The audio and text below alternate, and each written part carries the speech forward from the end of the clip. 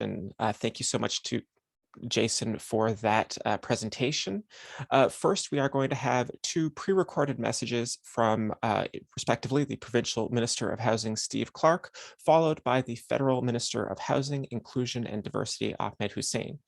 Because they are pre-recorded messages, we are not going to be able to pose questions live to the ministers, but after these messages conclude, we will have a presentation and Q&A session with Jeff Lehman, Mayor of Barrie and the Chair of Ontario's Big City Mayors. But first, Ministers Clark and Hussein.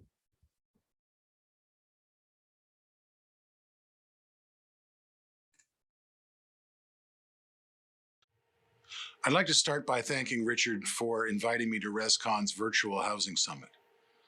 Richard, you and your team at RESCON have been doing an outstanding job, providing a strong, clear voice as leaders in your sector. Your work in housing and innovation helps Ontario build a foundation for strong families and a vibrant middle class. It's no secret that Ontario has a housing crisis driven by a severe shortage of supply. As I'm sure many of you read earlier this year, a Scotiabank housing report concluded that Ontario has the lowest number of homes per capita in the country. It also found that Canada has the lowest amount of housing per capita of any G7 country, despite seeing some of the most ambitious immigration targets and highest population growth in decades. As we welcome more new Ontarians to this beautiful province, demand for homes will only continue to grow. We need to build on the success of key policies already implemented by our government through More Homes, More Choice, Ontario's Housing Supply Action Plan.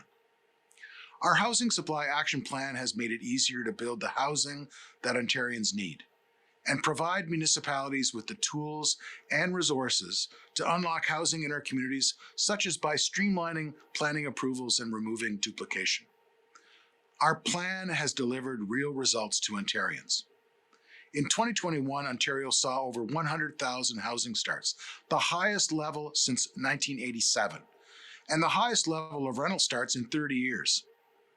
We know Ontario is the best place to live, start a business, raise a family, but we can only build on our progress if all hardworking Ontarians are able to find a home they can afford. Once the ink was dry on More Homes, More Choice, I was hard at work planning for our second Housing Supply Action Plan, because we know there is no silver bullet to the housing crisis. New housing projects are being stalled, bottlenecked, and choked by red tape, which causes delays and drives up costs that are passed down to home buyers and renters, driving home prices even further out of reach for too many Ontarians. I firmly believe that everyone has an important role to play in addressing the housing supply crisis, and it's motivating to see RESCON step up as a leader in the industry by hosting the summit. Our government is committed to working with all partners, including RESCON, to increase housing supply and get homes built faster for hardworking Ontarians. That's why we have been conducting a three-part consultation with the public, municipalities, and our industry partners through the Housing Affordability Task Force to help our government identify and implement additional measures to address the housing supply crisis. We held an online public consultation where Ontarians shared their input on further measures the province can explore to make it easier for people to find a home that meets their needs and their budget. We received over 2,000 responses, which is fantastic to see. In January, Premier Ford and I hosted the Ontario Municipal Housing Summit with big city mayors and regional chairs to discuss this crisis and how we can work together to get housing built faster. We also hosted the Rural Housing Roundtable with smaller rural and northern municipalities to discuss their unique experiences with the housing supply crisis. I continue to consult with municipalities, including asking them to share their feedback on what processes at the provincial level can be streamlined to get housing built faster. And I recently met with the heads of AMO, Roma, OBCM, and Marco to discuss some of the bold ideas we've heard, including from the Housing Affordability Task Force's report. To consult with the industry leaders such as yourselves, I appointed the task force to provide their expert recommendations on additional measures to increase the supply of market housing. As I'm sure you all saw, the task force released their report last month. I'd also like to take this moment to thank RESCON for taking part in the consultations that helped the task force deliver this report. As we anticipated, we've heard a lot of bold ideas in these consultations. We've heard the need to take an all-of-government approach to make sure we use better use of surplus public lands, to remove barriers and needless processes that are preventing housing from being built at the pace and cost that Ontarians need, encouraging more missing middle housing, address speculation, and make it easier and less expensive to build homes, including affordable housing, where it makes the most sense to build. We also heard that a lack of data makes it difficult to identify and remove barriers to get housing projects approved in a timely way. That's why our government is committed to working with our municipal partners and industry to develop a digital development approvals data standard to help speed up approval timelines. A data standard helps municipalities find efficiencies in the development approvals process and enables greater data sharing between jurisdictions that helps inform decision-making and lets us track our progress. Addressing housing supply is a long-term strategy that requires long-term commitment and coordination at all levels of government. Our government is helping municipalities find efficiencies and streamline their development approvals so we can get shovels in the ground faster for housing projects. We're providing more than $45 million through the Streamline Development Approvals Fund and over $8 million through the Audit and Accountability Fund to help large urban municipalities streamline and accelerate development approvals. We're also providing over $28 million through the third round of projects under the Municipal Modernization Program to help small and rural municipalities modernize, digitize, and improve local operations, including unlocking and fast-tracking housing. Our extensive three-part consultation with municipalities, industry, and the public is helping us identify additional measures to get housing built faster. My job as minister is to balance the different perspectives we've heard from our consultation to delivered forward-thinking policies that are achievable at the local level. But I want to emphasize that there is no silver bullet. Without question, our policies are delivering real results, but we know there's more to do. We are keeping all options on the table to make it easier to build all types of homes for all types of Ontarians. I look forward to sharing our plan to getting housing built faster in the near future, and I want to thank RESCON once again for hosting this important summit. I hope everyone has a productive and informative day. Thank you so much. Thank you to the Residential Construction Council of Ontario for inviting me to join you virtually on your Housing Supply Summit. I want to highlight the incredible work you're doing in Ontario by providing leadership and fostering innovation in the industry. Our government relies on its partners in order to create safe and affordable housing for all Canadians. We're doing everything that we can to continue to work with you on barriers that are faced by those who are willing to put more housing supply into the market. We're committed to putting forward a housing accelerator fund to the tune of $5 billion to work directly with municipalities and developers to make sure that we eliminate the barriers that prevent everyone from achieving more housing supply for middle-class Canadians. We will also ensure that we will work with you to turn more Canadian renters into homeowners so that more and more Canadians are able to access their dream of home ownership. I've said this before and I'll say it again. At the federal level, we recognize that without strong partnerships with the private sector, with the nonprofit sector, with municipal and provincial and territorial governments, we cannot meet or even exceed our housing targets under the National Housing Strategy. So we value your partnership, we value your leadership expertise and innovation, and we're committed to support you to put more housing supply into the market for the benefit of all Canadians. Merci beaucoup.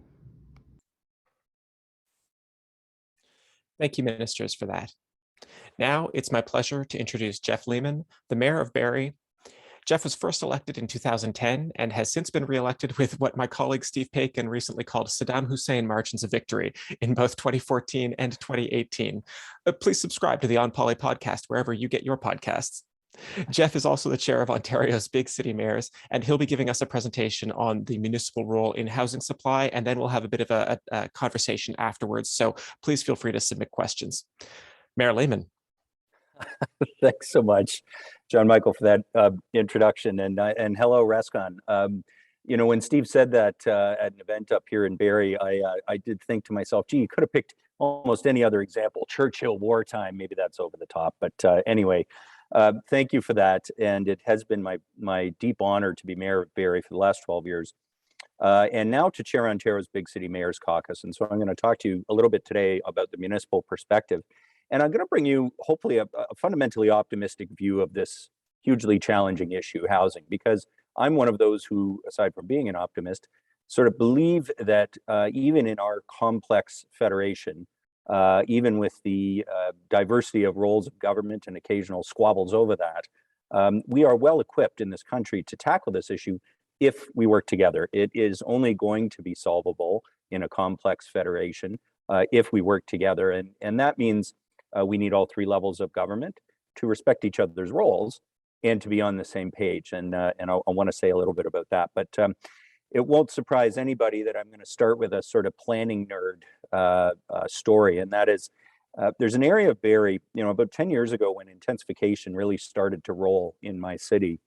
A lot of people expected, including the mayor, that the focal point of that would be our city core. We're a waterfront city. I'm sure many of you know Barrie.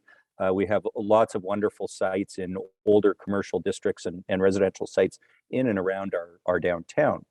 And yet the area of the city that became the hotbed for intensification is a triangle formed by Essa Road, Ferndale Drive, and Ardagh Road. And many of you may not know those roads, but Essa Road connects to Highway 400. And that triangle, which is about 1 square kilometer, is close to the center of the city, but not in it. And it's a pretty suburban area of the city. But it had a lot of available opportunities, land that could be assembled, some vacant sites, and some great candidates for the missing middle. And lo and behold, over the last 10 years, in that 1 square kilometer, we've added about 600 units of new residential housing, almost all multiples, as you might expect. And a lot of those at the lowest density townhouses, but up to about 6 or 7 stories in condos. So we've actually accomplished the missing middle here. And I'm going to come back to that a little bit later. But that's been part of what I think is a relative success. In 2020, Barrie had 600 housing starts. In 2021, we had 1,200. We doubled them in a year. And we did that because we know that housing supply is a problem. And it's a problem that all municipalities across the province now need to be part of solving. And I think, to my optimistic view, one of the areas of agreement is that there needs to be a joint effort among all levels of government to expand supply of housing. But that's not the only part of the issue. And to only focus on the supply of market housing is to miss several other and critical pieces of the puzzle. So again, at the risk of being a bit of a nerd here, I'm going to try, I want to talk about a complicated policy issue and the dimensions that I think we need to take into account when we tackle this. So, in Canada, we have this federation, which on this issue, the feds have the money, the province have the money and high-level planning control and planning direction, and municipalities have local planning control. And that mix of roles and responsibilities actually can solve this problem, again, if we're aligned. But if you think about the whole problem here, it's both supply and demand. You've got those two dimensions. And there's public and private. There's the market housing, and there's public housing, which is a relatively small component. But let's not forget, in Canada, 2/3 of people own their homes. 1/3 of people rent their homes. And especially in our larger municipalities, our larger cities, that ratio of rent to ownership is closer to even.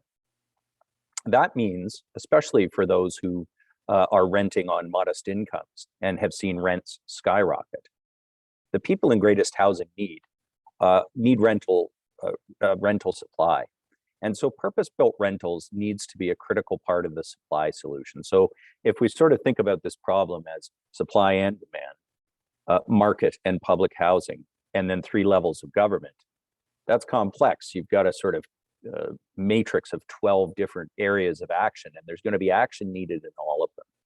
So I appreciated Minister Clark's remarks that this is not something to be solved overnight. And I think the federal and provincial governments will need to resist the temptation to take short-term solutions, which came in the federal government's case in the context of an election campaign, and again here provincially, and present those as being what's going to solve the problem. It's not. We have years of economic factors that have got out of whack here, leading to an increase in the price of housing, in great part due to undersupply, and that's taken generations in some cases to end up where we are today. So we'll need to be committed to this in the long term, and that doesn't lend itself too well to municipal, provincial, or federal electoral cycles. This is one of those challenges that's going to require us to have a long-term view. And so RESCON's voice and other voices in the housing discussion need to remind politicians of that we need to avoid those short-term solutions that we think might show action, but ultimately may not be successful. It is a complicated issue, but if we respect each other's roles and we're committed to long-term thinking, I do believe fundamentally this is a challenge that we can solve with the tools of governance we have today. So as Ontario's big city mayors, in responding to the situation that all of us have seen in our own communities, and in responding to the concerns of the provincial government, the federal government, big banks, everybody has been speaking out about housing supply. I can say we agree with the idea of growing almost twice the number of new homes built in our province. And again, Minister Clark referred to the fact that last year we saw a significant increase in housing starts, but we'll have to go well beyond that. If we take the Housing Task Force's number, 150,000 units across the province a year for a total of 1.5 over 10 years. There's some major issues that will be in the way of that have nothing to do with municipal approval processes, provincial or municipal approval timelines, or in fact planning policy. They're economic issues. And so as Ontario's big city mayors started to tackle this issue, and we wanted to provide advice back to government, we started from some principles that we felt were important to the success of any complex policy issue, and especially this one. So let's start with it being data-driven. Welcome news for, again, all of us planning nerds out there. But there's a surprising degree of misalignment on housing supply and demand numbers. And on behalf of my caucus of 29 Ontario cities, I can tell you there's a wide range of quality in terms of the data that we are able to generate, and especially on the demand side, our understanding of who needs housing. Right now, it's not too hard to just say everybody is concerned with housing supply, and nobody can find it at prices that approximate their own household income growth. Very true.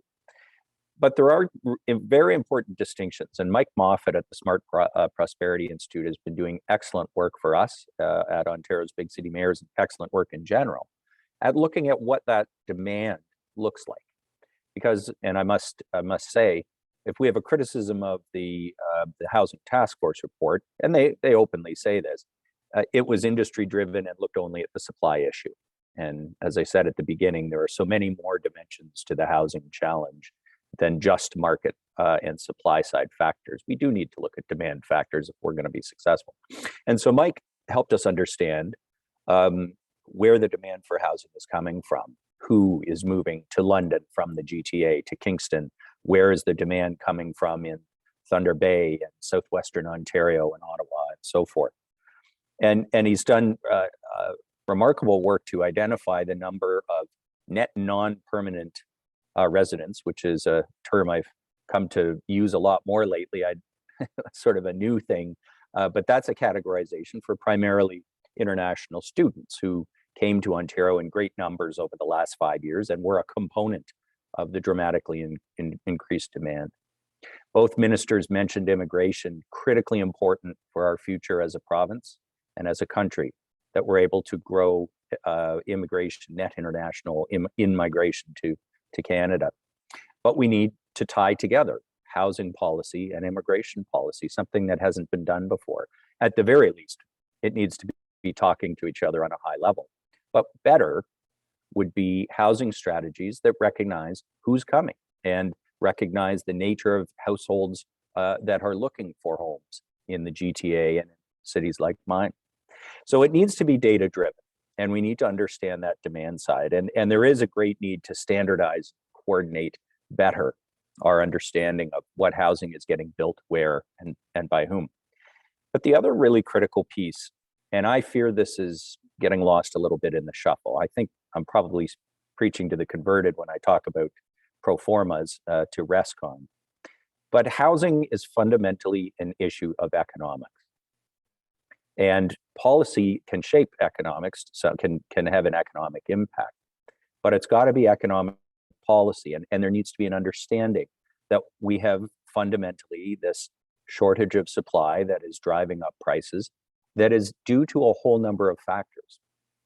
You know, earlier I talked about the doubling of supply to go from what we're building today between 70 and 90,000 housing starts in the last couple of years to this target of 150. But who's going to actually build those homes? There's labor shortages already in your industry. We need a massive effort to bring young people into the construction trades and to keep people in the trades and to encourage people who might have seen barriers to the construction trades before to lower those barriers. And that's a broader conversation around all sorts of things. Even childcare is related to this issue. But let's together, government and the industry, focus on bringing young people into the construction trades in numbers that we don't see today. And that's part of the school system and part of the advice and, in fact, things like apprenticeship tax credits that both the provincial and federal government should be looking at in a much more fundamental way. If we're going to try and double the supply of housing, we're going to need to double the supply of construction labor. And that is a precondition. We can approve as much as we want. If there isn't the labor to build it, that will only increase prices and continue to constrain supply. So we as big city mayors, we want to be part of that. It may be odd for mayors to be talking about something that's fundamentally about education and apprenticeships and the labor market. But there are local initiatives that we can take. You know, about 6 years ago, we had an event in Barrie called Train in Trades, where we took our hockey barn, our OHL arena, and turned it into a trade show for construction and industrial trades. And we brought in busloads of high school students, and we invited the companies that presented, the organizations that presented, to really bring their coolest stuff. So whether that was robotics, CNC machining, computer laser cutting, whatever it was that could be feasibly brought to a trade show to show kids what the job was like, whether it was in manufacturing or construction. And that, I think is a local kind of initiative that we should be undertaking together with your industry, with other levels of government, to grow the supply of construction labor ultimately, but to show our kids what the opportunities are in the industry. And this gets to my next point, and one of the principles that big city mayors really believe in here. It's an economic issue, so it needs economic levers. And I'll come back to some of the ones that we would like to see, or I would like to see in some cases, changed. But because this is fundamentally an issue of out of control price increases driven by shortage of supply and record high demand, we need to be focusing on economic levers in response. And what that means is the provincial and federal governments need to use their tax and spending powers to make a material impact on pro formas. We can't just talk about municipal processes. Yes, always there are improvements that can be made to municipal processes. At the City of Barrie, we spent a lot of time, effort, and money over the last 5 years digitizing our entire applications process and our plans review process, internally and externally. Most larger municipalities have done something similar, and with the help of the streamlining funding that has been announced, I think many other cities will take that to the next level, and those that haven't yet will be able to implement it. And a digital standard process is a very good idea because there are so many local differences in process. Those can make processes faster and easier. That will reduce costs a little bit. But we know these are not material costs. When you're talking about 50 to 100% price increases, saving 5% by expediting an approval is not going to make the difference that we need to make to make housing more affordable for Ontarians and to encourage the construction, particularly of purpose-built rentals. To do that, we need the provincial and federal governments to use economic levers. Some of those can include tax incentives for the construction of rental housing, something that was common in the 60s and 70s. If I look around my community, almost all of the purpose-built rental buildings in Barrie were built before 1980. Why is that? Because the tax regime changed.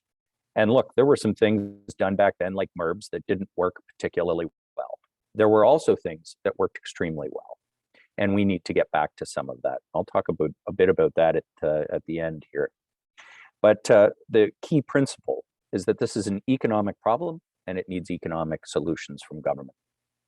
It needs to be people-based as well. And I talked about this before. What do you mean by people-based? That sounds like a political term. But what we mean by that is understand the demand in detail. Look at who is looking for housing and where. So COVID has freed some portion of the workforce to work at home. That long expected telecommuting trend has been forced on us for the last 2 years in terms of people who could make that shift. I'm somebody who tends to believe that gets a little bit overstated in terms of the scale of the impact of the trend. And the reason for that is that something like 2/3 of workers are in sectors or jobs which can't be moved remote. That work can't shift to remote work. There are sectors that can, professional, administrative, and so forth. And I expect we'll see a lot of that, or hybrid workforces. But a lot of that was happening already.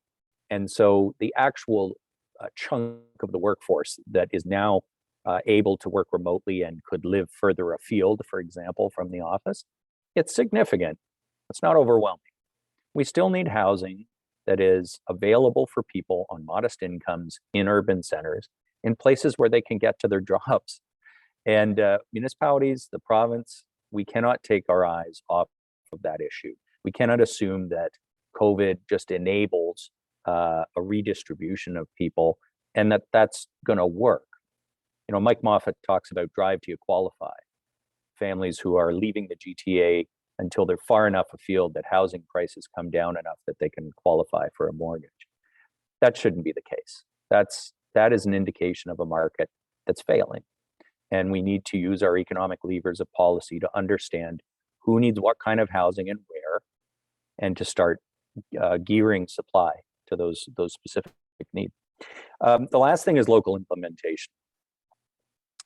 And on this issue, I think the balance between the need for all levels of government to act and respecting local autonomy and decision-making becomes a challenge. And there's no question that there is fault in some local governments who feel the pressure to oppose changes to existing neighborhoods.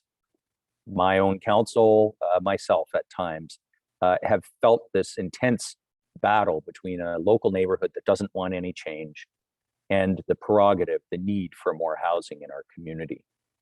I guess back to my optimism though, I think the solutions need not be as full of conflict as are sometimes presented. And with respect to the Housing Task Force, some of the solutions presented there will lead to not just intense conflict at the local level, but they're not particularly respectful of the form of development that we need in our communities. I think what we need to be doing is looking at solutions that grow the supply of available land for housing and allow that gentle density even in existing neighborhoods. But at the same time, 11 stories beside a single detached home on a transit route in suburban Guelph is not the kind of approach that's going to be successful. What we do need is that 11-story building on a former shopping mall or on an existing shopping mall site, on a big box retail site, perhaps on the site of an institutional use. And this is something I want to talk about that we've done in Barrie very shortly. But the key piece here that Ontario's big city mayors are trying to feed back to the government is absolutely, we need more supply of housing. Give us targets, give us tools, but let us make the decision about where that's best in our communities, because the solutions will be different in Toronto and Tillsonburg and Thunder Bay. And if we go back to our federation and say, what are those roles? Local government is closest to the people, elected by the people to make decisions about the future of communities. The province brings with it regulatory authority and spending. The federal government brings with it spending.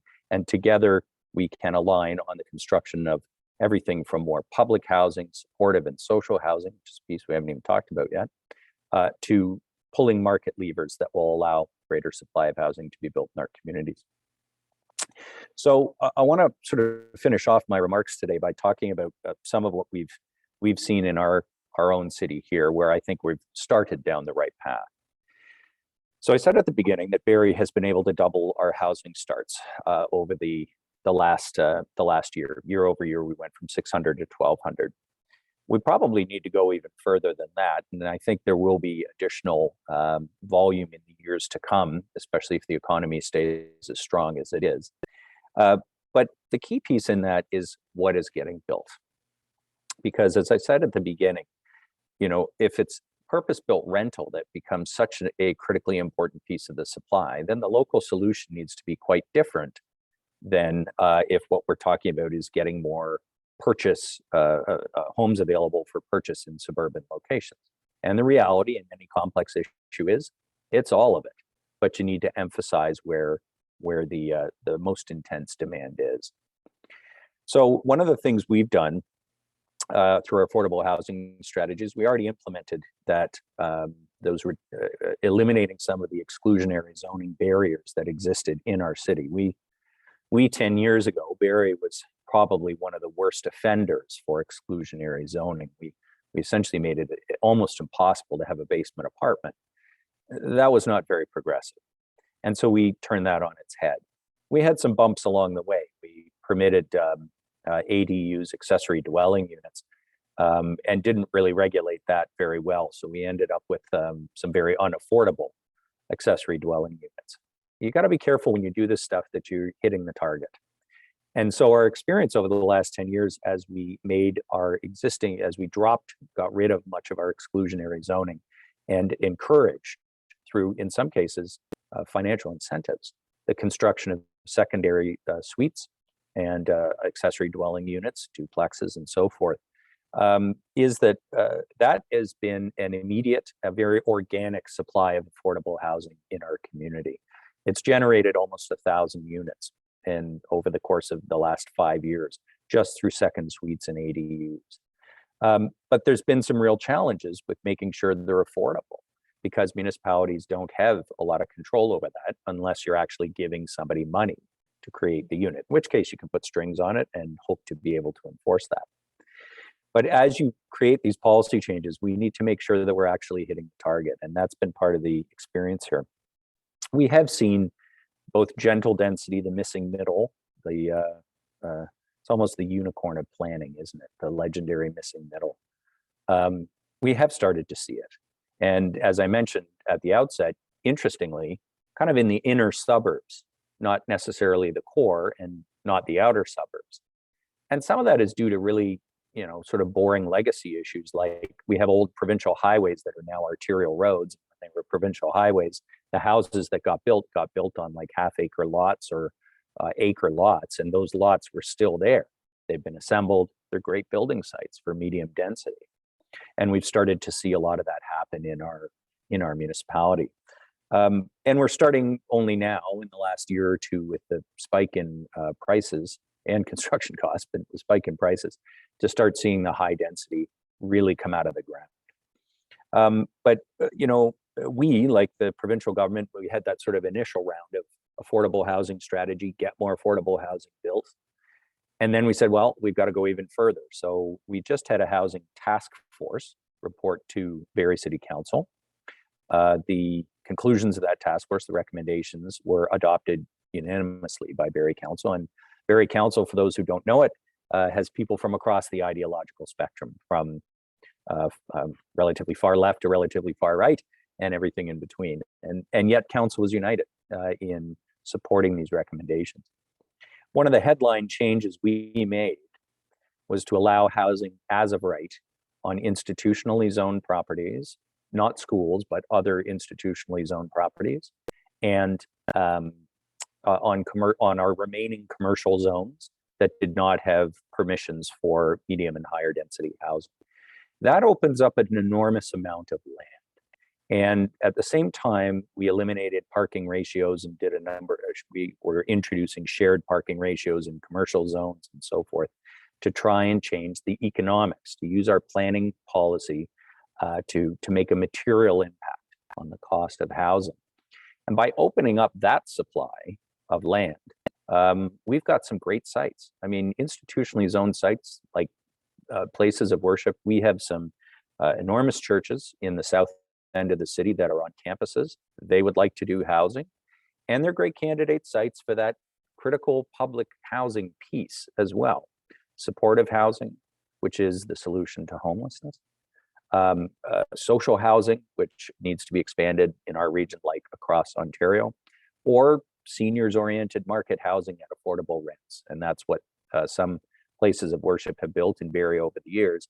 And what we said with our program there for the institutional properties was, we're actually going to pay for feasibility studies. So come forward to us as an institutional property owner, say, I've got excess land, I'd like to build housing. I don't have a lot of capacity within my church or medical clinic owners or whatever it might be. We would like to explore the art of the possible on institutional sites. And so we have this program called New Foundations, where they can actually get a grant from the city for a planner or an architect to do the feasibility study and explore the art of the possible. And we're giving those grants out right now.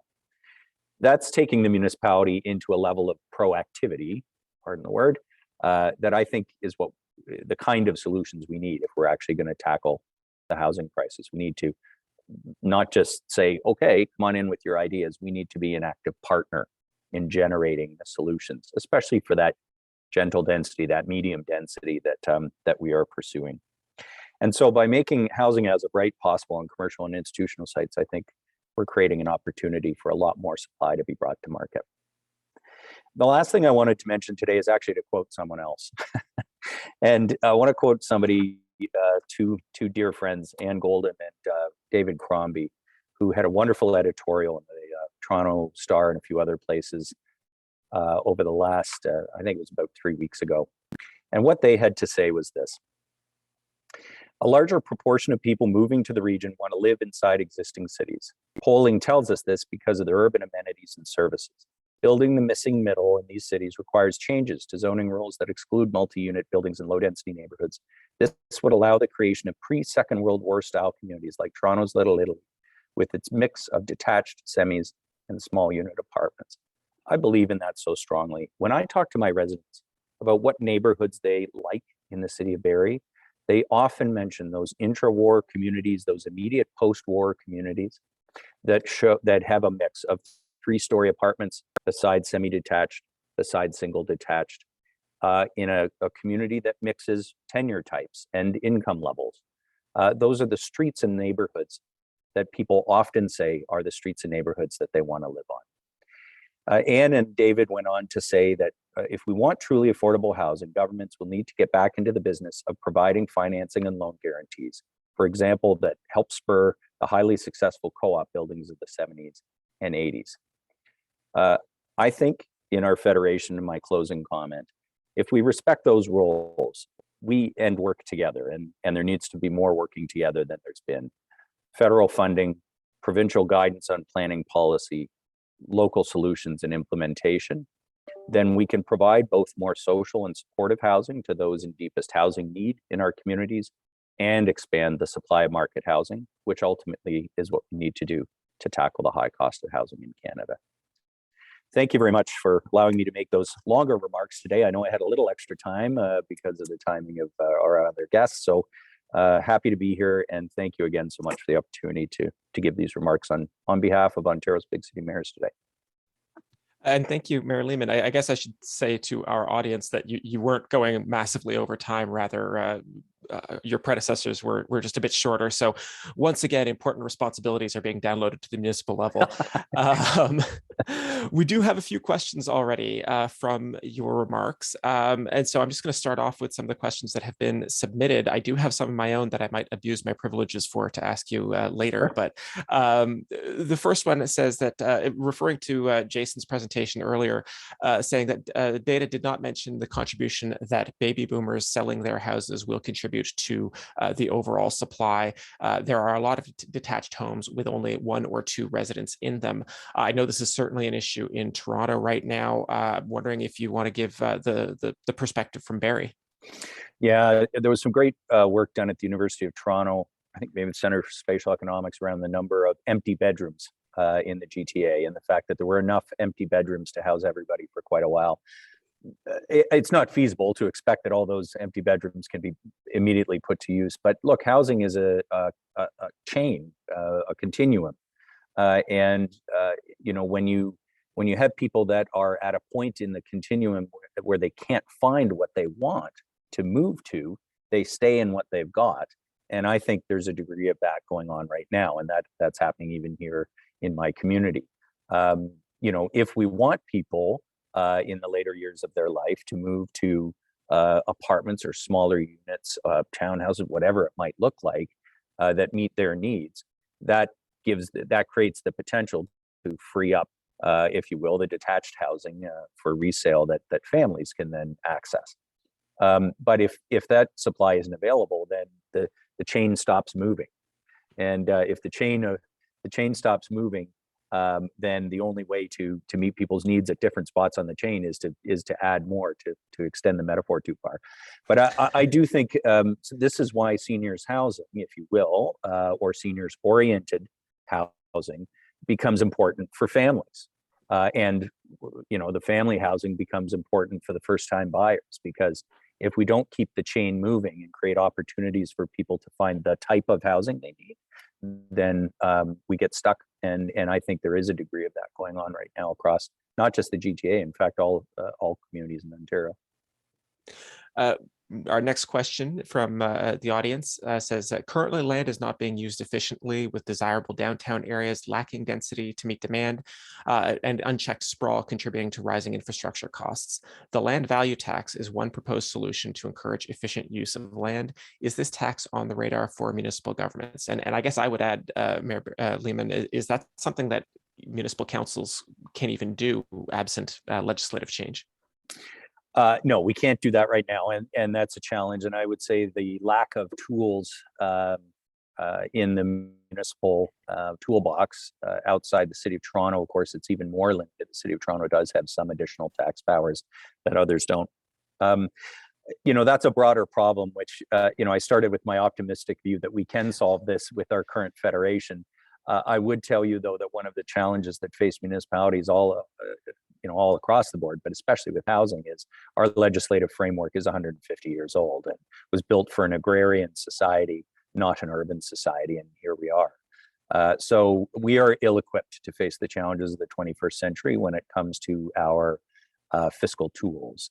And that kind of a fiscal tool would be an interesting one. I think there's a lot of discussion in the last week or two around vacant land tax or vacant homes tax of some kind. My take on that is, okay, if you are using the proceeds of that to fund supportive and social housing for those in deepest housing need, and people can see that that is a direct link, there may be greater acceptance of something like that. I do think the issue of land banking is problematic, and whether that's something that needs regulatory response, tax response, or positive incentives, we definitely need to tackle that issue. So thanks for the question. Just on that matter of land banking, of course, the Toronto Star reported this morning that a Mississauga Council planning document says that some developers are, I guess the allegation is hoarding land and only releasing it in dribs and drabs to, again, the allegation is to keep prices high. Just, I guess, very briefly, is there anything you want to say about that? Well, I've never, in working with the sector for now 16 years and arguably longer, because I was a consultant before that, I've never seen evidence of sort of collusion or supply management. I think that's a little overstated. I would say, though, we have this odd situation right now in Ontario of a very large number of approved but unbuilt units. And we need to delve into this question. In Toronto, it's 70, 80,000 units. In my city, something in the order of 10 to 15. A big chunk of those a big chunk of those are natural. I mean, you don't build the day after you get planning approval. And in many cases, there's multi-phase development that can't all be built at once for a variety of reasons.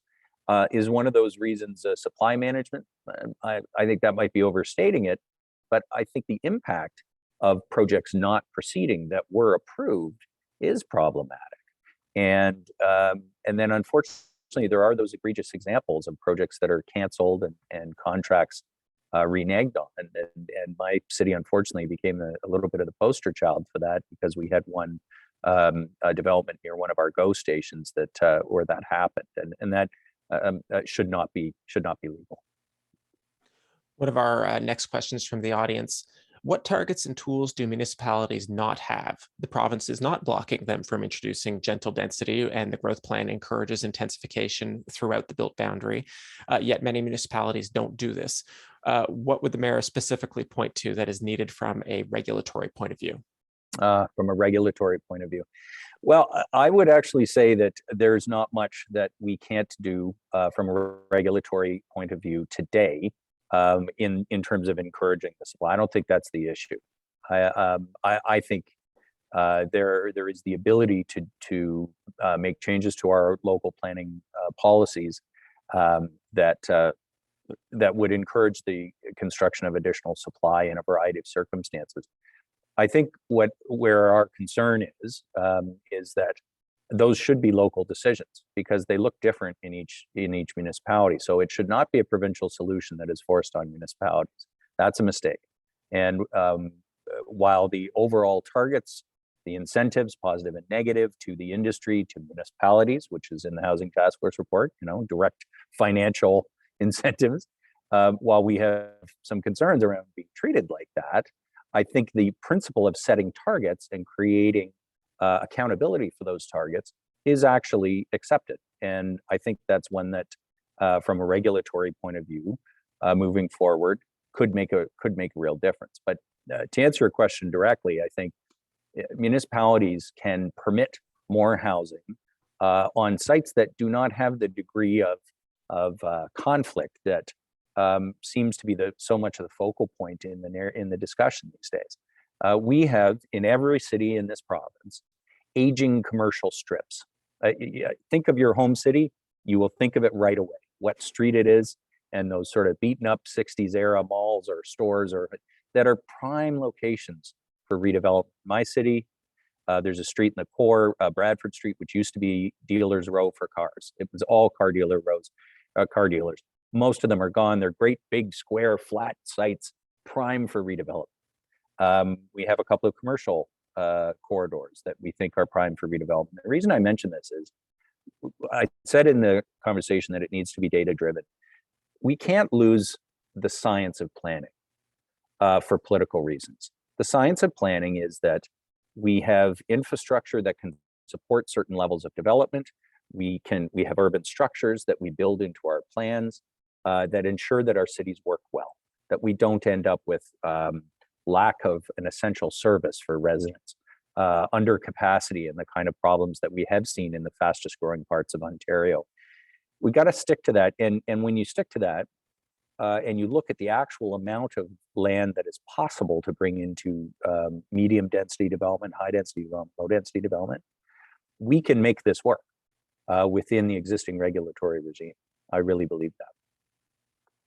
Next question from the audience asks, if current prices are primarily driven by a lack of supply, that would imply that cost of construction doesn't necessarily reflect the final sale price of housing in the market. Property owners have a vested interest in seeing the current housing prices either grow or at least be maintained. Will a dramatic increase in supply cause a drop in market housing prices? And if so, will that face opposition? And I liked that question because I think it started off as an economics one and ended on a It political did. one. Well, and okay, so I'm a land economist, so by background, and I mean that makes me the world's worst dinner party guest.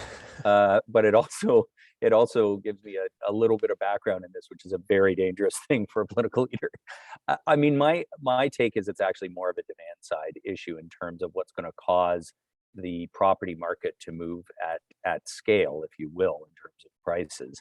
The run up has been because cheap credit, more money on the sidelines, both at the individual level because of COVID, and at the institutional level, both private and public money, a lot of capital looking for a home. And I think as well, demand side pressures in terms of household growth for lots of reasons that was higher than Ontario anticipated. Those same factors are, to my mind, more likely to move the market significantly if there's going to be a correction, rising interest rates, return to normal from COVID, changes in levels of intra-provincial migration. I think the international immigration is going to come and should, but intra-provincial migration might change pretty significantly, especially after COVID. I think that'll be what moves the needle on home prices much more than because increased supply will come. It's already coming.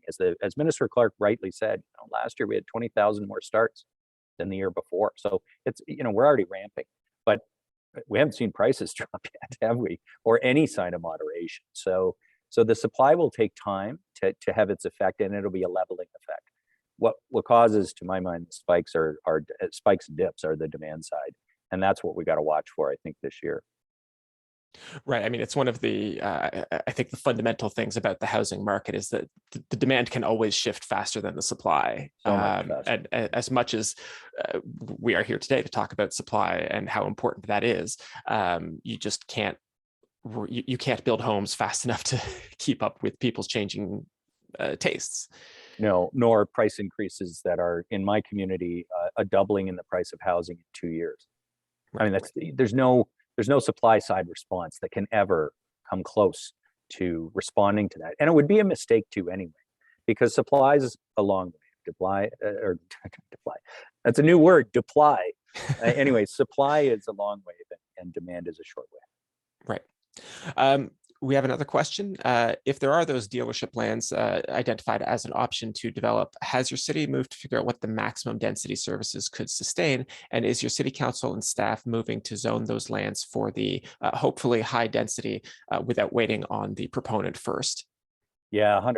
So we just passed our brand new official plan. The city of Barrie has been preparing a new official plan, the first comprehensive redo of our official plan in the last 10 years.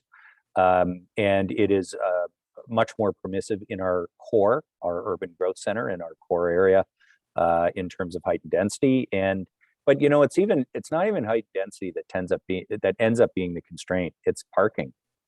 And I mean, especially, Barrie is a waterfront community, so there's a water table not too far down there around the edge of the water. And of course, a water view is what generates incredible values for high-rise concrete construction. So you end up with these big podiums, and that becomes the physical constraint. So getting away from the planning nerd stuff, yes, we are trying to zone for ultimately as the next step, as the official plan's now approved, we'll move into our new zoning byline and we'll pre-zone to that level of density.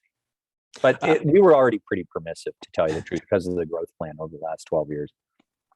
I am going to just put in a question of my own here, abusing my privilege. As I said, you mentioned the housing permissions on commercial zones. And I know here in Toronto, that's been a pretty fraught issue, and the city is actually trying to keep housing out of some commercial areas in order to sort of preserve the commercial agglomerations. I'm curious what the debate was like in Barrie Council about that. Yeah, there was almost no debate. And the distinction is between commercial and industrial employment lands. We're not allowing any incursion into industrial areas. And even the employment areas that are non-industrial are not really the target of this. So we have a sort of spectrum of non-residential zoning from neighborhood commercial through to heavy industrial. And, this part of the spectrum, I guess over here, all of the industrial and quasi-industrial is not an appropriate location. That being said, there are some sites in our employment districts on the edges, which are quasi-commercial. And actually, for example, there's a seniors development that's gone in where we used to have these amazing rock concerts at Molson Park in Barrie. Unfortunately, that site it stopped being a site for rock concerts. It was comprehensively redeveloped, mostly for commercial. And now there's a residential component and a medical office, which is actually a welcome addition. But a long story short, it wasn't a debate because we are preserving the employment districts that need the segregation of uses. You can't have residential housing in an area full of metal stamping. There's a reason we separate these land uses. But in commercial districts, in aging commercial strips, it's not the case that it need come at the expense of jobs or the location for businesses. So it wasn't a major challenge. We are going to wrap up shortly, but I think they might pull my credentials at the Queen's Park Press Gallery if I didn't at least ask, because you have also recently announced that you won't be running for re-election as mayor, and you will be running as a Liberal Party candidate in the coming provincial election. You have your feet a bit in both worlds, I guess, at the moment. What are you looking to do at the provincial level that you couldn't do in the mayor's office? Well, thanks for that. I think there are a lot of pragmatic solutions that I've lived and breathed as a mayor for the last 12 years that I can bring to provincial politics. And I won't make partisan comments today, but I do think we're in a time where the battle between populist politics and pragmatic politics is going to play out. And who are more pragmatic than mayors? We live and breathe everything from park benches and snow plowing to building new communities and shaping our economy. And I believe, as I've done the work that I've done as chair of Ontario's big city mayors, I've seen how so many of the challenges are consistent across our cities and across our communities. And I think I have something to contribute. So making that move now will be up to the people, but I'm hoping to make a contribution on a broader stage. We have just a few more minutes, so I'm going to try and sneak in one extra question. Maybe a mix of two of these here. There's a question about what your thoughts are on investor-led demand, whether investors are driving out, maybe more genuine homeowners, if I can put it that way. How do we explain the fact that prices in many places like Montreal, Calgary, et cetera, have not experienced the same issues, despite being within the same broad monetary system? And then there's also a question about Tokyo's flat rents and prices, which I think you might, maybe you want to comment on Tokyo zoning. I know it's an issue in housing policy. Well, actually, the Tokyo question and the Calgary Montreal question, I think, are fundamentally about differences in demand. And that's why only focusing on the supply side is a mistake. I mean, we need to understand that demand factors, the fundamentals of demand and the cyclical, the rapid shortwave stuff affects things far more than perhaps has been given attention. I don't think Scotiabank or the province is wrong. We dramatically need to increase the supply of housing, but that's going to happen over time, and we need to make sure we're building the housing that is needed. But those demand factors are what's going to affect prices, whether we mean rent or purchase in the much shorter term. And so you can't ignore those demand side solutions. Sorry, what was the first question? The investor. Investors, demand. Yeah. It concerns me because it's risen so much as a percentage of the market. It's almost a third of transactions now, I think, are investment or close to it. But I think what you want to do there is think about positive incentives for first-time home buyers. I think in terms of the role of the investment community, again, it's complicated because when somebody buys a home as a investment property to be a rental, that's a good thing if they're creating rental housing that doesn't exist today. If they're rent evicting somebody or holding it vacant, it's a bad thing. So again, your policy tools need to be scalpels, not baseball bats. We got to look at this and say, where do we have a problem, and can we address that specific problem that is still going to generate more rental housing and is going to build the housing that's needed for people in Ontario. Okay, and that is time for us. Mayor Lehman, thank you so much for your time today. I will direct our audience to log out of this session and they can join the Pechakucha session with my colleague Amina Deeb. Thank you so much, everyone. Thank you, John Michael. Thanks.